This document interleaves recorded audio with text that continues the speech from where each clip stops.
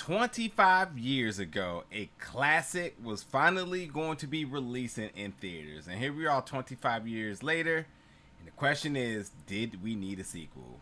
Well, that and a lot more detail. So let's jump into its review right now.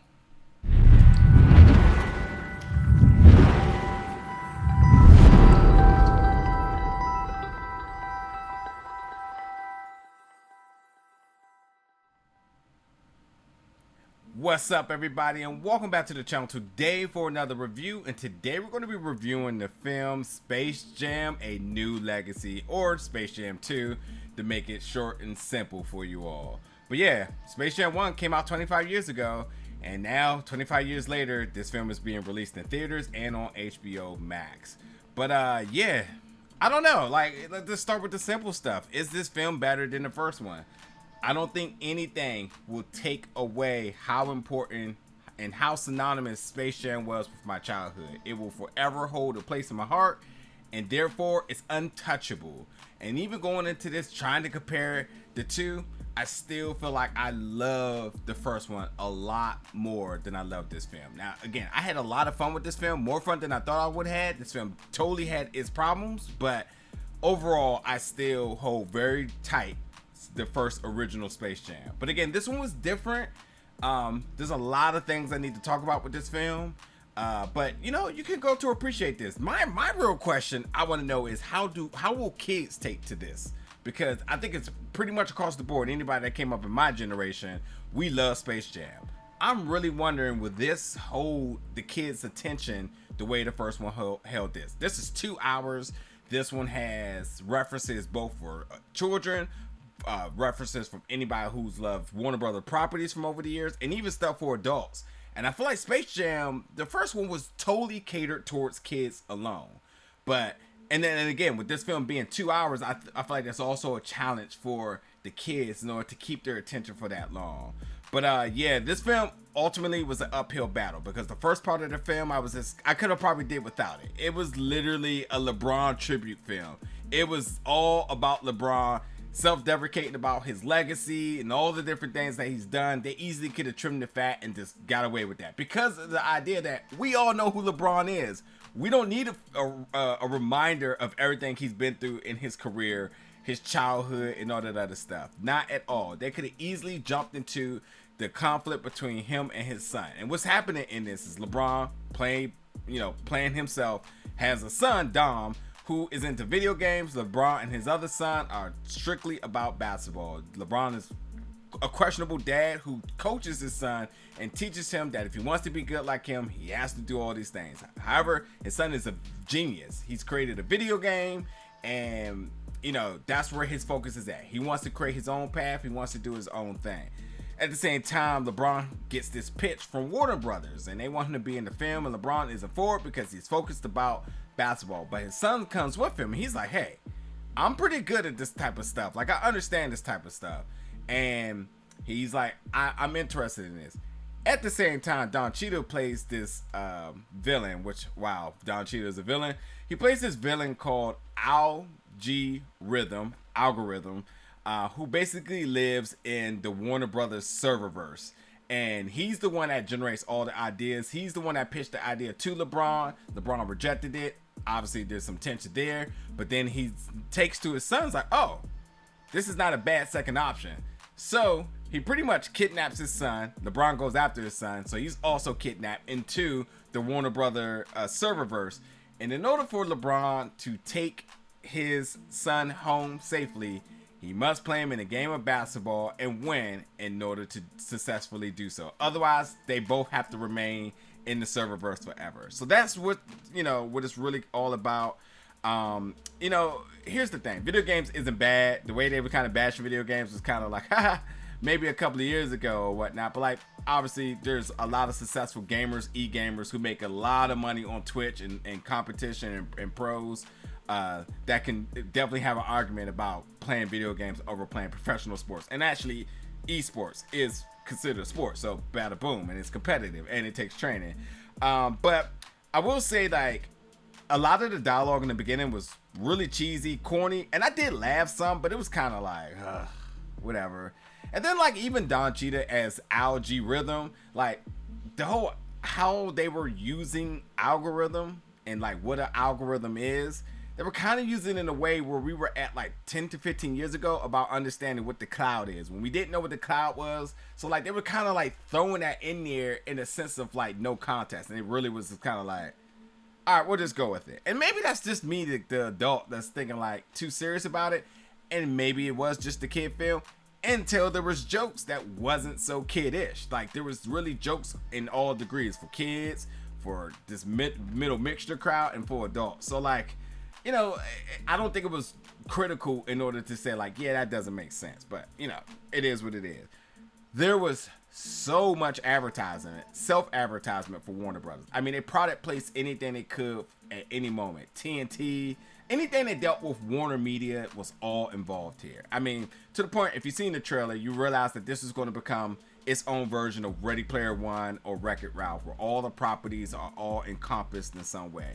And sure, yes, there was a bunch of integrations with products, scene, and music from all sorts of different properties. So you're talking about like the animated Justice League, Mad Max, Matrix, Wonder Woman, anything they could make sense of, they threw it in there.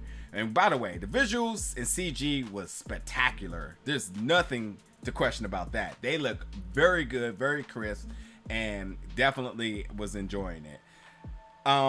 I think this also would have been like, here's the thing with me liking this film but not loving it. I don't know what I actually tell anybody to go out to the theaters and see this because it's coming on streaming. I think this is a perfectly safe streaming movie. I also think this would have been an amazing launch title, and I know that's impossible, but like if this was a film that was like its debut film for HBO Max, this would be a killer film just because of all of the assortment of cameos, Easter eggs, mentions, and everything with Warner Media properties, to the point that you start remembering like, oh yeah, that is a Warner Media property, isn't it? So like that's where they kind of played towards. There was a lot of connectivity, some connectivity to Space Jam 1. It did not mix up the integrity of Space Jam 1, but there was, you know, a notion that Space Jam did exist. They did show it. They showed the old jersey, so you had to kind of like, where's this plot gonna go? Because the other secondary plot here is that once he enters the serververse, he has to put together a team. He meets up with Bugs Bunny, and like LeBron's thinking the grand scope of things, all of Warner Media's property. So he wants Superman, King Kong, all these other people. Bugs Bunny's like, I got a team, and he wants to pitch this by getting his friends back together because he's the only person in Toontown right now, and if he can put the team back together, he can get his friends back together. So it's like Bugs Bunny making a claim for why all of the people who are his friends in order to be on the team, and LeBron's obviously thinking about Superman and all these other people. But also at the same time too, you have to think like the Toon Squad already have been in a situation like this. So like they are very qualified for the big game. And the fact that I felt like they were trying to like not acknowledge that, but kind of acknowledge it, but sometime acknowledge it, I was definitely like, if they don't full blown acknowledge that the first game happened, then there's going to be an issue. But they definitely did. Mentions towards Michael Jordan, some other cameos and stuff from the first Space Jam that you'll see. So that's like, that was very safe, and I definitely appreciate that.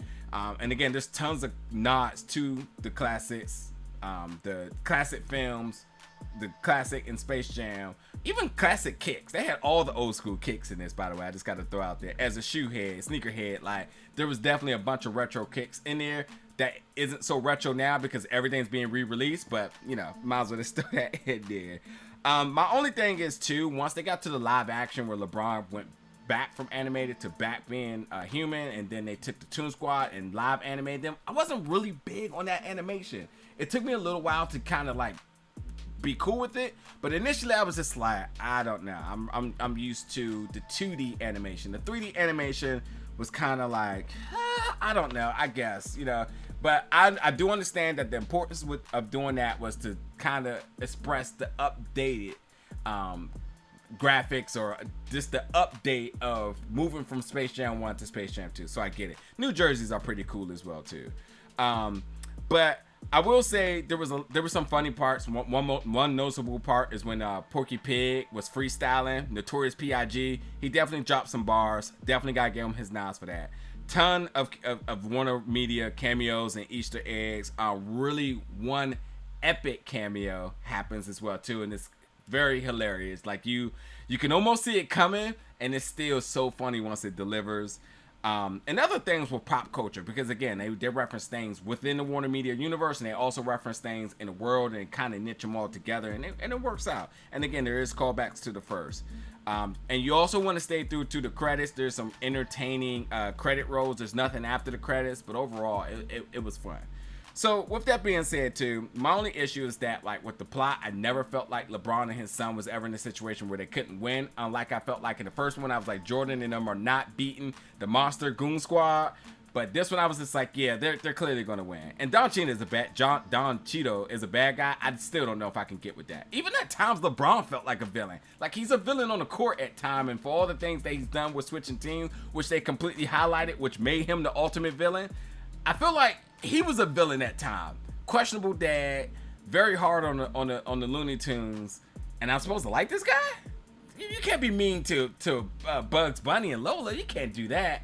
By the way, all the voice acting was really solid too. Zendaya as Lola, and everybody else did really good job. And overall, I enjoyed the film, but it's not a classic. It's not a film that I think I'm gonna like really go out the way to check out again. Once it is available for streaming, I will see how the graphics and visuals look on a smaller screen, which I definitely one of the big things I appreciated. But overall, I don't think it was just that iconic film like the first one. And by the way, the most important thing beyond the film for the first one and some of the moments and Michael Jordan and all that stuff is the iconic song. This song definitely, there was a theme song with like Little Baby in it, but like, come on now.